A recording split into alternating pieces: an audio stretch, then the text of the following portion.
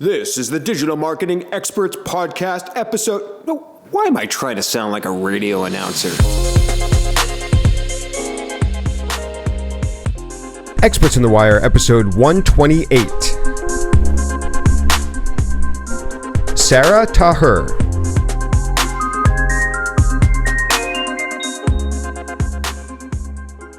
Hey everyone, we're back with another fantastic episode of Experts on the Wire with my guest today, Sara Taher. Sara is an SEO consultant and has been doing SEO since 2014.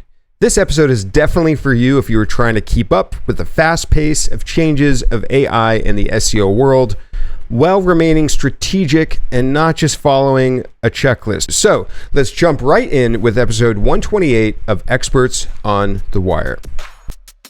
Okay, Sara, thank you for joining us on episode 128 of Experts on the Wire. Obviously, it's been a little while since I podcasted, since I got through one sentence, and already stuttered, but we'll get there. So it's great to have you and fantastic to meet you. We're going to chat all about AI. I'm really curious to see how you may be using it or how you think it's going to sort of be integrated within the SEO world. I'm very fascinated with this, as I'm sure a lot of you listening are.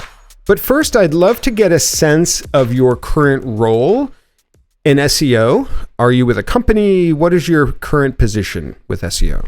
Yeah, right now I work as an SEO manager in a Toronto-based agency. We have different offices in different countries, but like my office is based in Toronto. And we have a lot of great clients, SaaS, e-commerce, finance, very, very diversified portfolio. That's what I do right now. And do you do like technical auditing or content planning or strategizing or all the above? What do you do in SEO within that? Yeah, so I do the strategy. I also do the technical audits and the content as well. Mm-hmm. Yeah, that's great. And how did you get into SEO? This is something I always ask people because like everyone's story is so interesting. I got into it because I needed to make a website for my piano teaching business. But for yourself, how did you first get into SEO? It was accidental, actually. So I launched an online magazine, right? And I was working with a team of editors and we were like creating awesome content. And most of our traffic was from social media, right? And at Facebook, right? And I was like, okay, but how can we make this grow more? So this is where I started to learn about, SEO and optimizing your website and keywords and all that stuff, right? Yep. And from there, later I launched another website startup. So it was a website and an app. Again, I used my experience that I learned in the magazine to grow it. And then at one point I was like, okay, I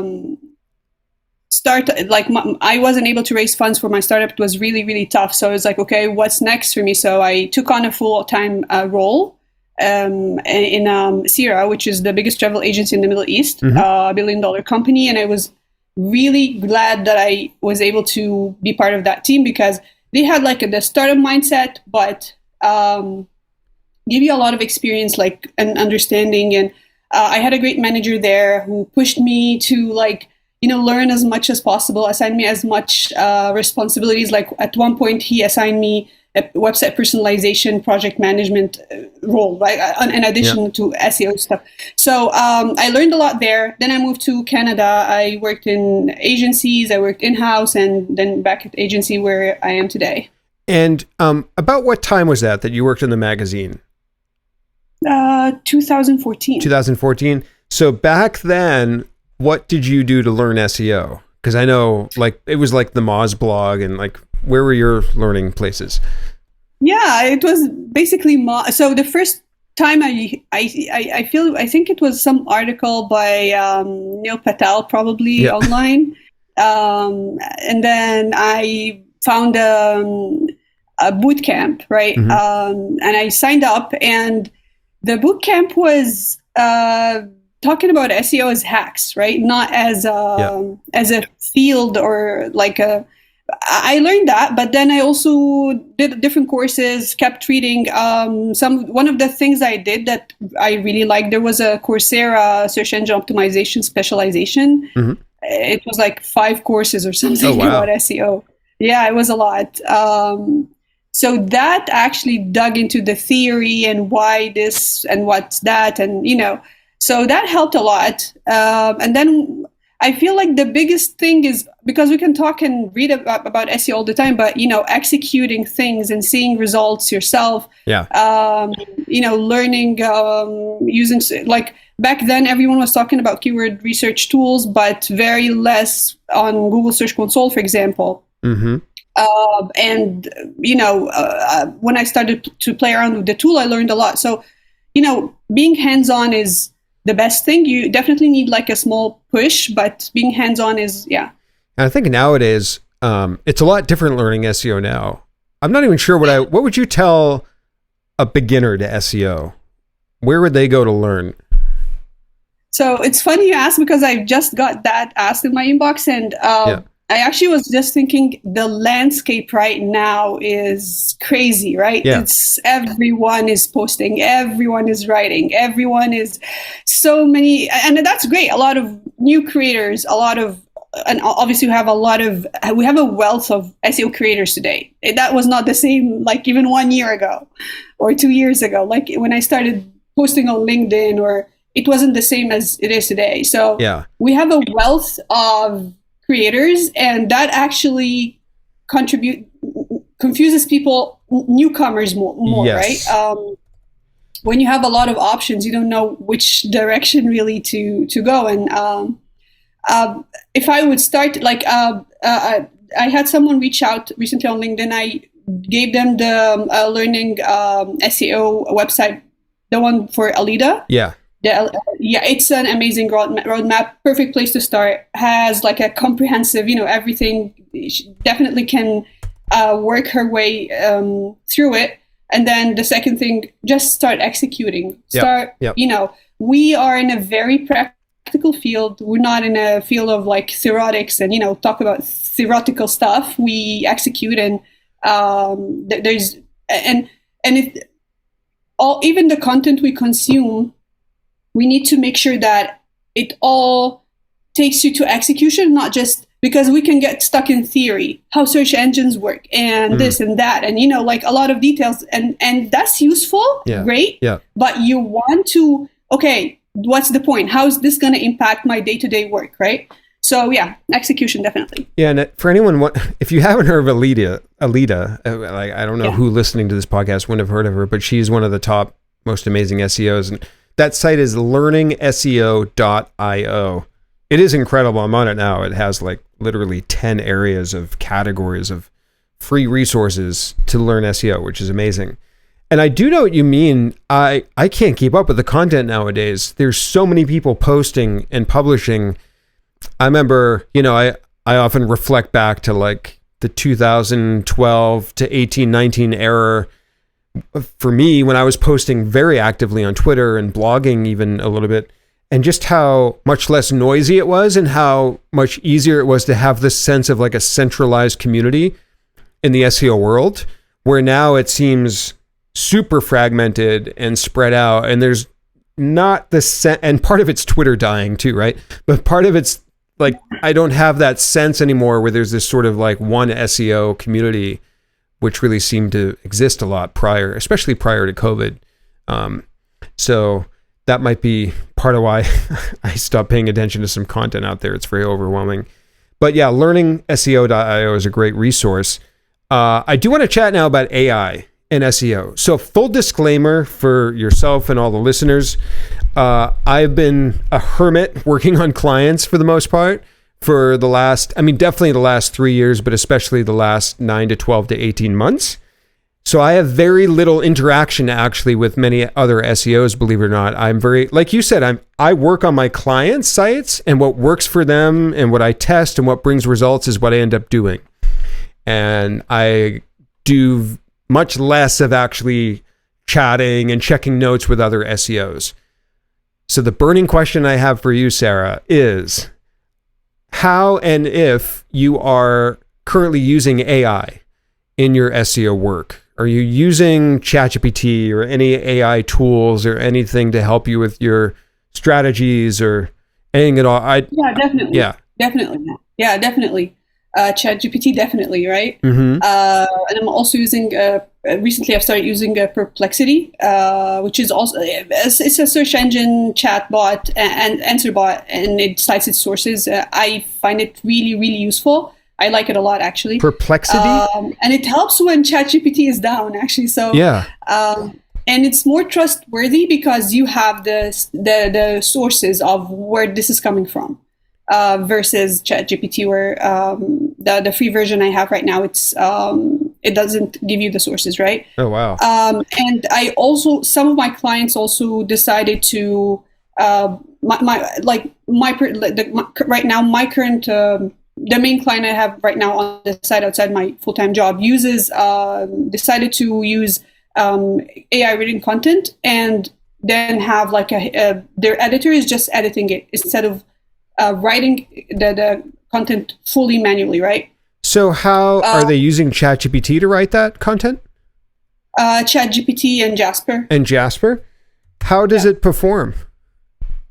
As expected, some is good and some is like ranking really well and some is not. And my 2 cents is that it's like AI content is not the thing that's going to impact your ranking. It's just how useful or how good the content is at the end of the day. Right.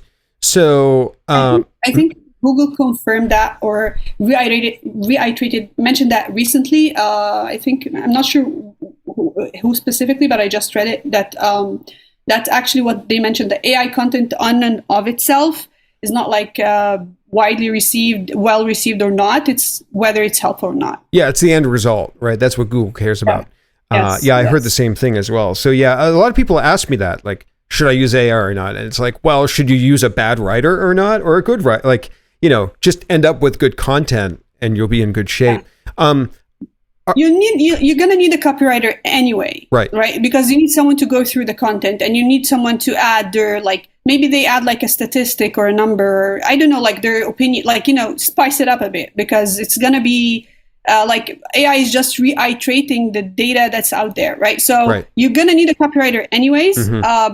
So yeah. I really like. I want to ask about how you use ChatGPT, but I really like, for example, a couple of things I use it for is one, writing call to action ideas. So if a client has like an email sign up box and it's just like sign up, right, which is terrible copywriting. I'll ask ChatGPT, I'll be like, this is the company, this is the email list. Can you write me 20 calls to action? That, or like title examples. Also, I've found it useful writing YouTube descriptions or titling YouTube videos as well. Are there any ways you like to use ChatGPT? Very similar to what you're mentioning here. Sometimes I generate even FAQs, ideas. Oh, yeah.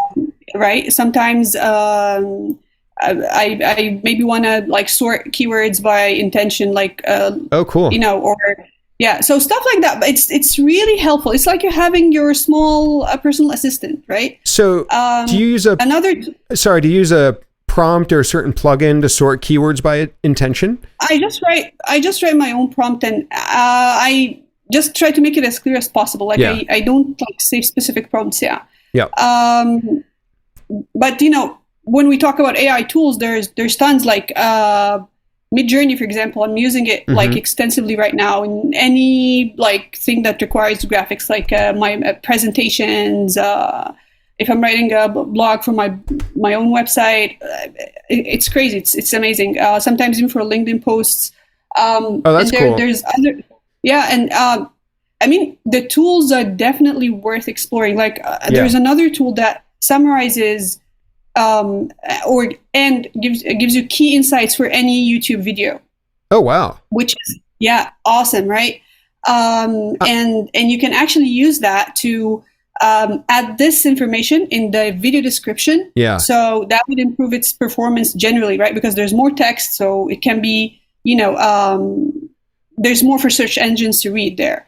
So I mean, it's crazy. I'm a big I think we should leverage the tools as much as possible, but understand that they don't work on autopilot. They need someone who knows how to drive, right? Yeah, absolutely.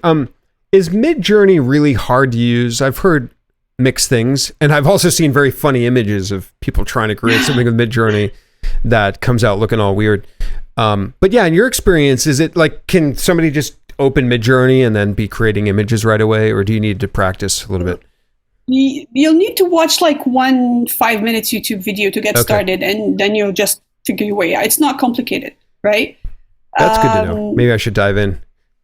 Yeah, it's definitely worth it, because it's crazy what you can do with it. When you like, sometimes you'll struggle definitely if you want, like, for example, yesterday I was trying to put text on a banner on a character that it didn't work. There are ways people do this, but I wasn't able to get to the bottom of it, so I went to like other alternatives. But yeah, I mean, I think, you know, we should leverage the tools as much as we can. They're there to help, and they'll definitely push you ahead, right? You have a great, by the way, your whole site's really nice, so I'm going to link to that in the show notes. It's Sara, SARA-TAHER.com. But you have a great post called The Risk of AI to Creators. And so I'd love the gist of this, but mainly want to get to the question for the listeners, like, in your opinion, how much of a risk to creators does AI pose? Well, when this started, it was like a panic. Like a lot of us, including myself, we were in just a panic mode. Right now, it's still a big risk. It's a risk specifically for anyone who's creating anything low quality. That's these days their days are numbered. People who are like 1,000 words for $5 blog posts. This is not going to. I don't think anyone is gonna buy that even right now anymore. Right. So the AI basically raised the bar for how we should be doing our jobs in every aspect, right? And that's if you're a copywriter, if you're an SEO, even like whatever you're doing, it raised the bar. Yeah. I've seen people recently play around with ChatGPT code interpreter, which I didn't get an opportunity to try yet, but they were like generating graphs and, you know, data science tasks. And then so that definitely does not mean we don't need data analysts, but it does raise the bar to, okay, you need to provide higher quality and more in-depth insights, the basic stuff. It's like no one, like calculators, for example, any simple mathematical thing going on there, you can do it on a calculator, but what are you going to use this for? Or, you know, the application itself, that's what matters. Yeah, it's interesting because we're in this space where all of us in the know, we all know this disruption is coming, right? Like this is the beginning of it. But you can go in your search tools and see there's still so much search volume and traffic in Google for like calculators and stuff that's going to be replaced with AI, and it's just sort of like waiting for that storm to come. What do you think about, you're in Canada, right? So have you had an opportunity to use Google search, generative search experience? I got an opportunity to try it when I wasn't in Canada, actually. Cool. Brief experience, honestly. My main impression is just a lot of noise. I did not enjoy the UX. Yeah. And I don't see, and obviously I didn't like that it pushed the organic results a lot down below the fold, right? Yeah. So yeah, it's raising a lot of questions, and I'm assuming this is not anywhere near to where it's gonna be when it goes live fully, hopefully. Do you think it doesn't cite sources all the time? Sometimes maybe, but not all the time. So there's a lot of concerns there, right? Do you think there's anything as SEOs we should be doing now to like prepare to like try to rank in the AI answers or anything? Like I think about this all the time, and I don't find myself doing a lot necessarily differently, but curious to see if you have any 2 cents on that. I don't feel in the text content there's much difference, but I do see that we need to start advocate for video content. Yeah. Right. Yeah. It's more it's trending right now. Google has done a lot to shows us or signals to us that it's important. Like already videos get video snippet in search, which improves CTR, and then there's a video filter already in search, and then you have perspectives, a lot of video there. You have YouTube Shorts, TikTok, and I honestly recently I started to feel that we are downplaying, or maybe cannot imagine how much TikTok is going to be very important in the coming in the future, because recently I've been searching a lot of stuff on Google, and then I go and search on TikTok, and I enjoy the results on TikTok more, right? Yeah. So yeah, video is going to be really big. Also, Google launched this video indexing report in Search Console, which is also very important. Mm-hmm. Yeah, it shows that it's trying to signal to us or give us information that helps us improve the indexability of our videos. Yep. So video is becoming more and more important. A lot of businesses may not be focused on it right now, but they definitely should. And I definitely want to chat more about video. We'll put a pin in that. We'll circle right back to that. I did also want to just make sure to ask if you've tried Google Bard. So I guess that's like their version of ChatGPT. No. Is that a Canada thing? Like, do you not have access in Canada? Yeah, Canada thing. Yeah. I need a VPN, and I've been like very lazy to download a VPN, but I guess I'll have to do that now. Yeah. Yeah. I mean, I'll just speak to like Bard has, some things are better than ChatGPT, some not. What I do like in Bard is it gives you 3 options of answers. And now it will, or not now, but within the last few months, it also will give you image answers if you're asking it. Like I asked it for kitchen design ideas or something like that. It'll give you visuals, and I think you can actually search with an image or ask it something with images now. I might be incorrect about that, but I think the advantage of Bard is that it does sort of verify its information by connecting to outside resources. Yeah. As opposed to ChatGPT. I think the paid version ChatGPT can do some sort of that, but Bard does that like out of the box. So that's a very strong thing. Yeah. Yeah. I do have ChatGPT Plus, and it was connected to the web for a while, and they shut that off. I think there was a notice. Yeah. That they shut it off due to like legal concerns or something.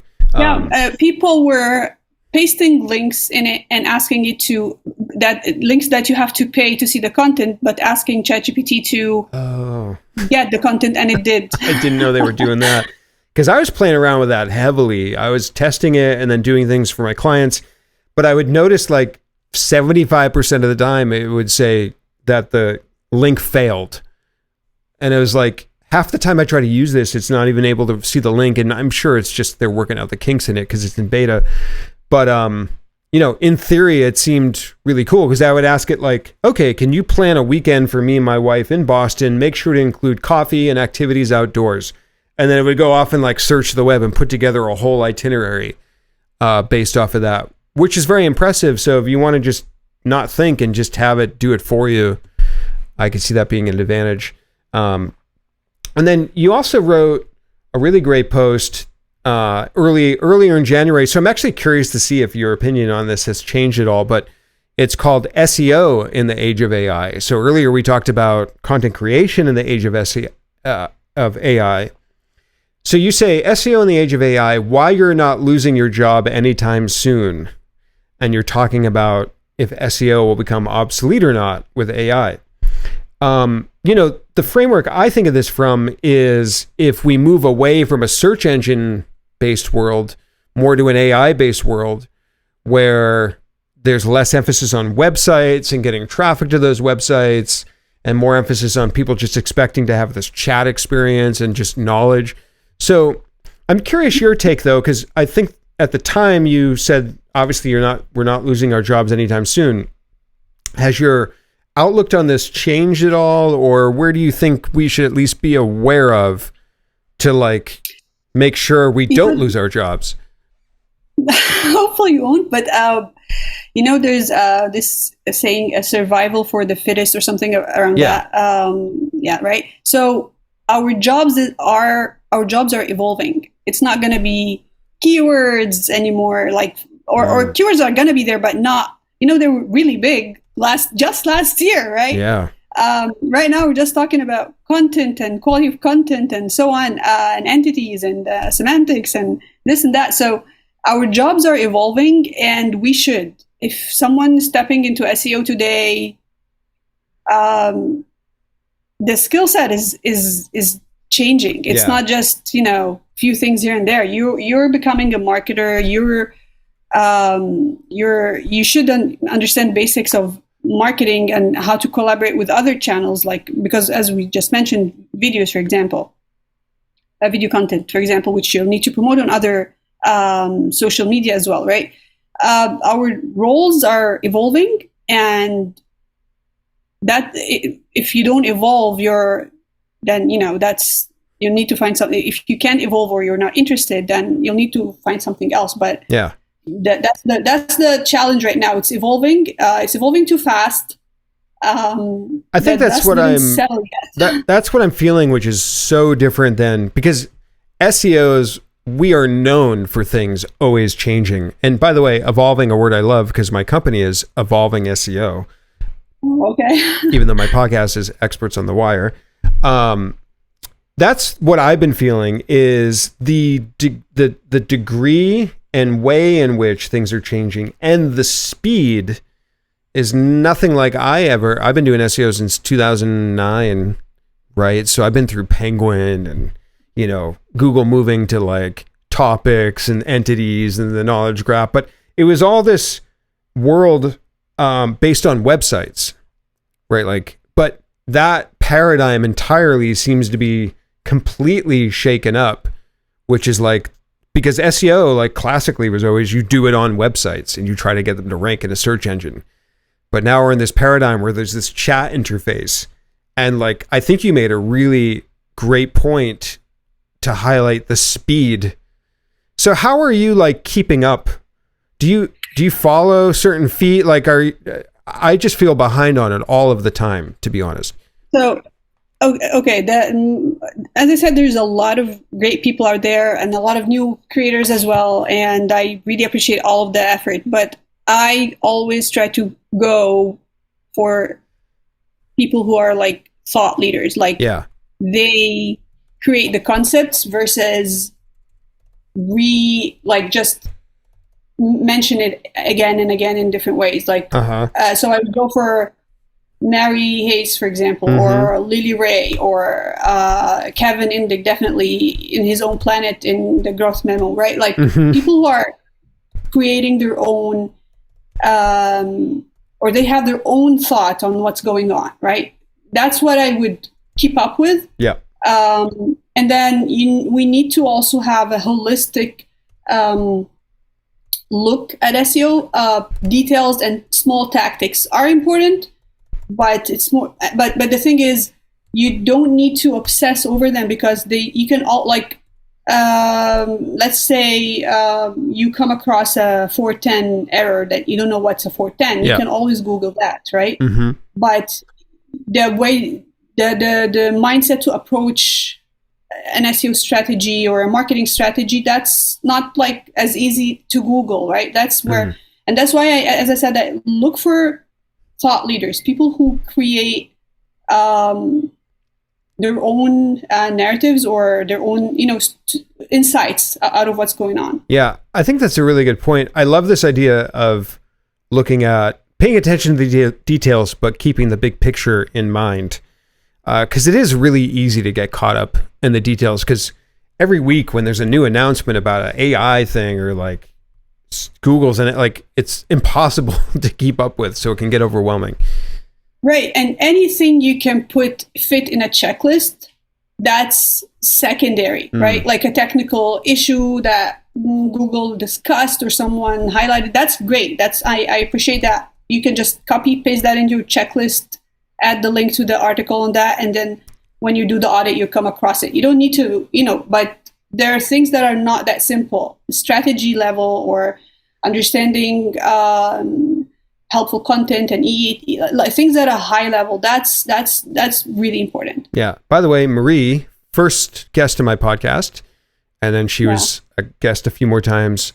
Lily has not been on the show, but Kevin was a guest a while back as well.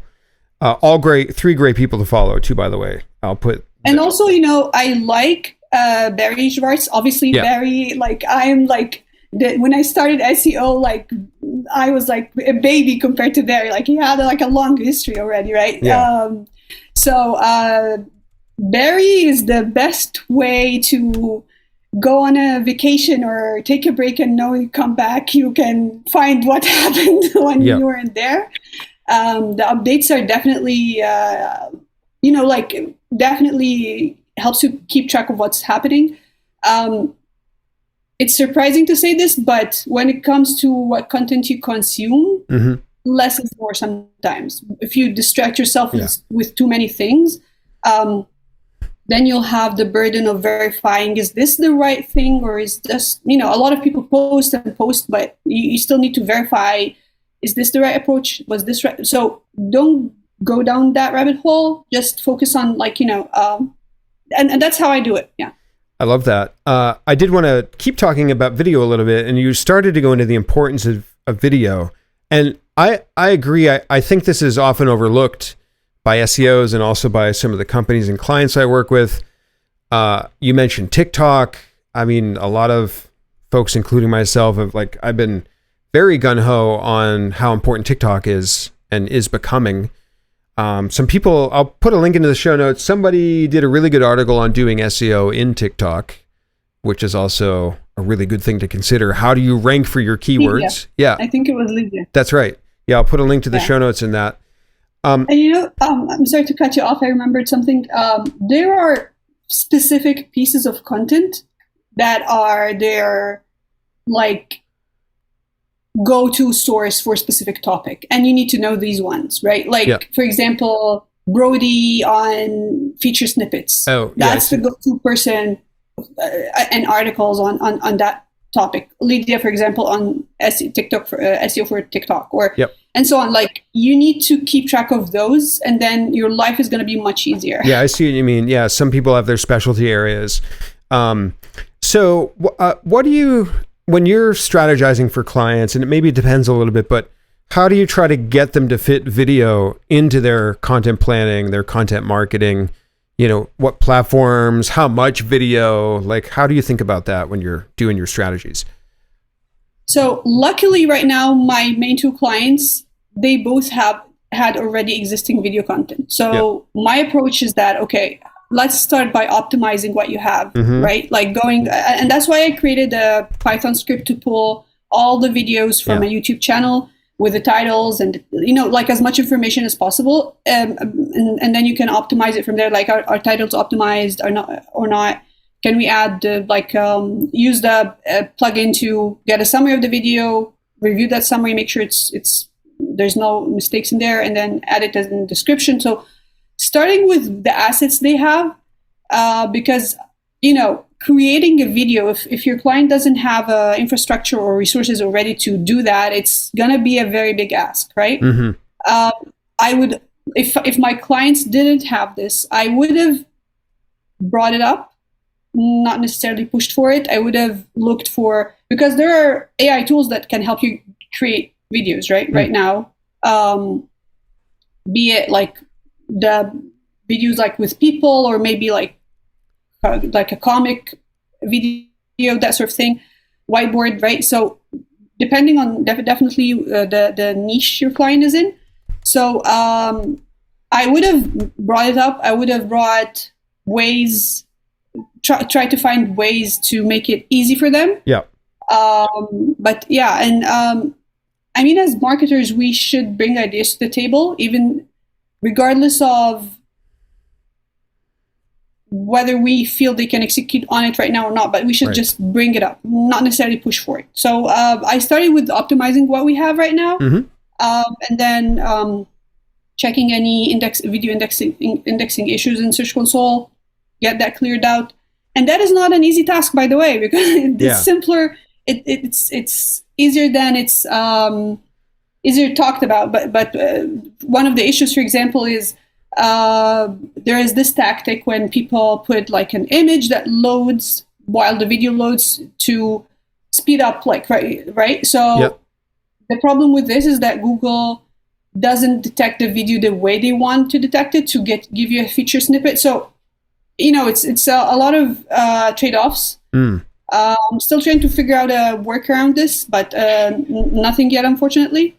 So you're saying it's not as easy as it sounds. When they embed a video on a page on their website, if there's a certain type of image on that page that loads before the image loads, Google won't pick up the image as a snippet, So what happens is that some people load an image as a placeholder for the video, right?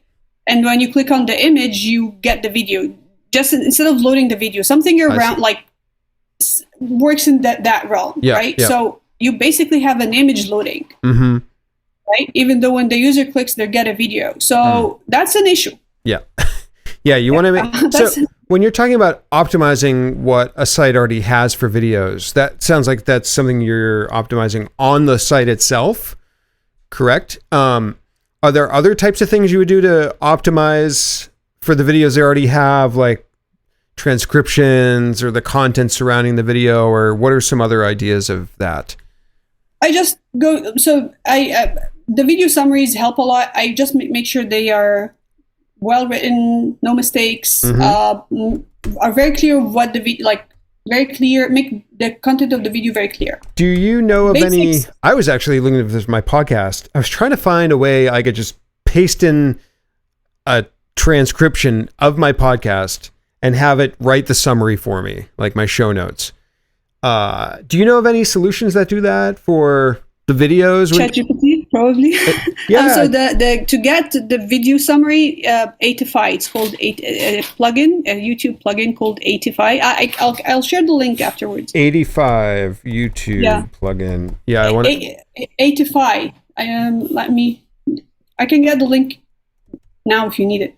Yeah, I want to make sure to say it on the episode so people know where to go. It'll be in the show notes too, though, of course. And when you're digging that up, I saw this other really cool AI tool that fixed eye contact for somebody talking on camera. So it could take a video, and if their eyes were all over the place and not looking at the lens, the AI would fix that. I need that in my life. Because that does create better engagement on videos. Okay, so this is called Eightify. That's why I was. So it's the word eight, IFY, Eightify altogether. YouTube summary with ChatGPT. Oh, this is incredible. This is great. I'll put the link to this in the show notes as well. So this is what you have your clients use for YouTube summaries. That's fantastic. Yep. And then do you work with clients at all for video strategy or anything along those lines off of their site, like in YouTube or in TikTok? Or what I'm trying to push right now is bring video ideas or opportunities that I think are good, and then pass it to them, and push a bit that maybe if you're gonna create a video anyway, maybe you can try those. Yeah. But comprehensive video strategy, I wouldn't describe it as such right now. Okay. Right. I know that's for all the listeners too, like when we're talking about video, obviously with YouTube, for example, you can rank a YouTube video in Google, right? And even now they're showing TikTok videos ranking in Google. So I think there's that sort of like double bonus in some situations where those platforms can show up. Not Instagram, because Instagram blocks Google. But Reels is great within Instagram, of course. You mentioned scraping YouTube with Python, and you have a really great blog post about this because it may get a little technical, but can you just for the listeners break down in a way like they'll get the gist of how you actually do this? It does. So it sounds simple. So I encourage anyone actually to just copy and paste the script. Yeah, you've got a script here. The easiest way, But and so what are you? What are you scraping? What are you looking to get when you scrape this content? Okay, so you basically get the channel ID and give it to the code. Okay. Right? I added there, and then you run the code. What I was looking for in the beginning, I just wanted the list of all the videos in the channel, because if you have like 200, 300 videos, I don't want to go through them one by one, like, to create a list and see the number of views and sort them by the number of views. So URLs, titles, views, publication date, this is existing description, right? Tags. And then from there, you can just start sorting by what's important and what's not, right? And the publication date is important. So the first time around, I didn't have the publication date. The reason it's important, because if you have like 10K views and then the video is like 10 years old, that's not as much as big as it sounds, Right. So in the beginning, I was just focused on the views, but just having the publication year, it's important as well. So think of it as just like crawling your website, right, to see what you have there. Yeah. So you're just crawling to your channel to see what you have there and come up with a plan of what to optimize first. So does this need to be your channel, or can you run this on a competitor? Any channel. Okay. No, any channel. Yeah. And that's cool as well. Yeah, all the applications of this are incredible. Like, if you're doing competitive analysis or trying to strategize, or there's so many ways to leverage this. So it pulls the video and it pulls them in order and it pulls the date. What other types of information do you get? Do you get the description and tags and description, the title, and the tags? And actually, I'm planning on creating a website for that tool, so people can just plug in the channel ID and get this data. I just need time. Yeah. Summer is really tough, I think, for everyone, even on vacation or kids are home. I'm not even able to post as much as I usually do on LinkedIn. So hopefully, yeah. Well, if you do create that tool, that'd be amazing. And I would love to use that. And you can always send it to me after and I'll throw it in the show notes. So if you're listening, but in the future, the tool might exist. So go to evolvingseo.com/wire. A couple of months, hopefully a couple of months. Yeah. So that's amazing. I do want to spend a few minutes on technical SEO, because we talk about AI coming in, and like I was talking about websites like going away or something, but I mean, tech SEO is still such a major component. I've been probably doing more tech SEO in the last few years than ever before. Not that that's indicative of the whole industry, but I've experienced this really growth and need for tech SEO. The bigger websites get and the harder it is for Google to crawl everything, etc. You have a great post on auditing JavaScript for SEO, which is also an area that I also encounter a lot. So first of all, why is it important to audit a site for JavaScript and SEO? Yeah, so I think the conversation got to a very important point last year when a lot of SEOs were complaining why their website aren't getting indexed, right? And at that point, I looked at, I also had a client reach out. They were launching a new website. It didn't have a lot of pages or anything. And out of like 20 pages, 2 pages got indexed. Oh, wow. And it has been there for 4 weeks or so. And why is that? And when I looked into things, I usually don't start with a JavaScript audit, but when I hit that, it was surprising to see that a lot of the pages, like the content is not visible at all when you disable JavaScript, right? Yeah. And that was the only issue that I would say would cause this problem, right?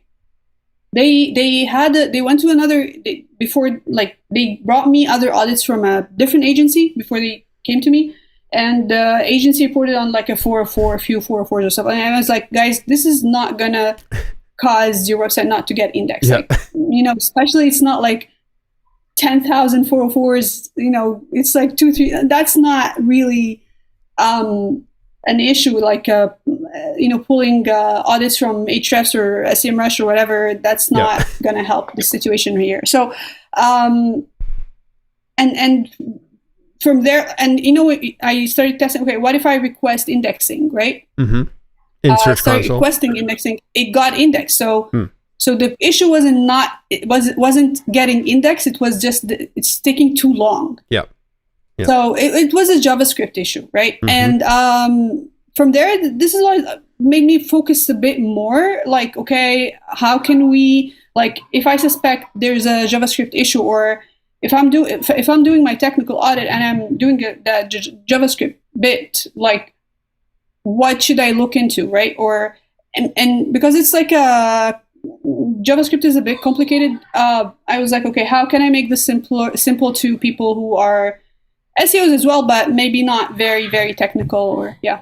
Yeah, I love the post. You have a lot of quotes and screen caps from people from Google and screenshots of your process. So what are some of the ways you can you can audit a site for JavaScript? What are your go-to ways to do that? Yeah, so complicated processes are not smart processes. That's how I see it, right? Sometimes it's an inconvenience that you have to have it that way, but I try to make things simple. So the easiest way to approach this is just to find the main templates of your website, the main pages, or if you want to call them samples. So for an e-commerce website, for example, this can be the homepage, product category page, product page, and a blog page, right? Yep. Maybe a blog category page as well, no worries.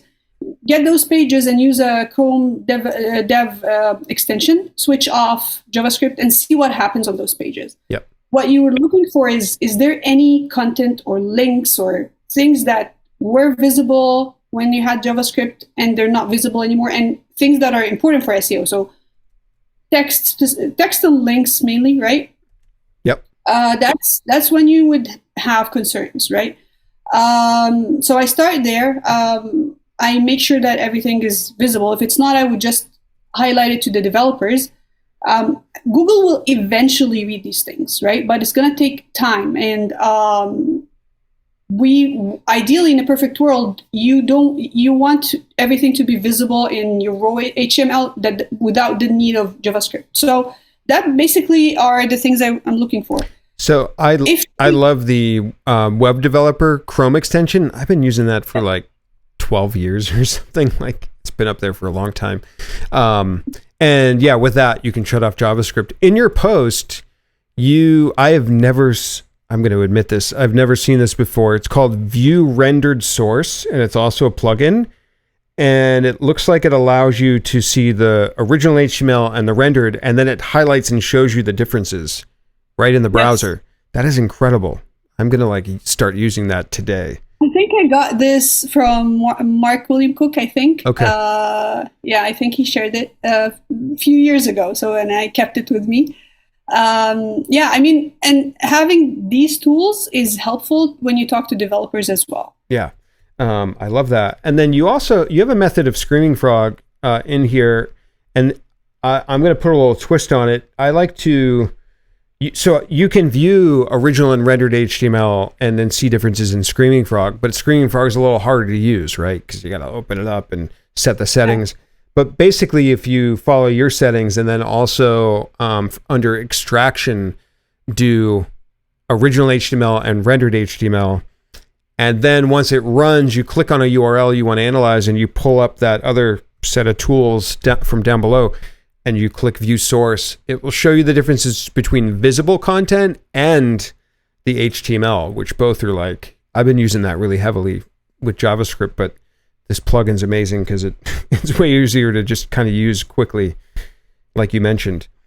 So when you discover a JavaScript issue on a site, how do you help a client sort of work through fixing that and getting that to the developer and everything? Yeah, so I create a user story, which is basically just explaining, again, less is more, simple, because if the recommendation is going to go through different people and the end person is going to be the developer, it needs to work for everyone in a way, or at least everyone needs to find what they need in a way without messing the other person's information. So just what is it the issue? Why is it a concern? Maybe I would add a link.